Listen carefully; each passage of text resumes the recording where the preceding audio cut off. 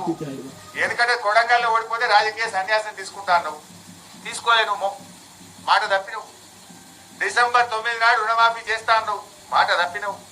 ప్రమాణ స్వీకారం రోజే 6 గ్యారెంటీల మీద తొలి సంతకం పెడతాను, మాట తప్పినవు. అసెంబ్లీలో 6 గ్యారెంటీల మీద చట్టబద్ధత తెస్తాను, మాట తప్పినవు. ముఖ్యమంత్రి అయినాక రోజు ప్రజల్ని కలుస్తాను, మాట తప్పినవు. మాట తప్పడం నీ నైజం.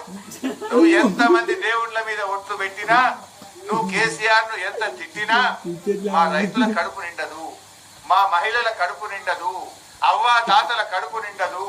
ఆ అవ్వా తాతలను, మహిళలను, రైతులను నువ్వు చేసిన మోసానికి నీకు ఉసురు తప్పదు. నువ్వు ఎవరిని పెట్టినావు? పేదలకు మోసం, రైతులకు మోసం, మహిళలకు మోసం, నిరుద్యోగులకు మోసం, ఉద్యోగులకు మోసం. ఉద్యోగులకు ఇస్తాన డిఎల్ ఇచ్చినావా? రిటైర్ అయిన ఉద్యోగులకు పెన్షన్ బెనిఫిట్లు ఇస్తున్నావా? అందరినీ మోసం చేసినావు. తప్పకుండా ప్రాయచిత్తం తప్పదు, నీకు గుణపాఠం తప్పదు.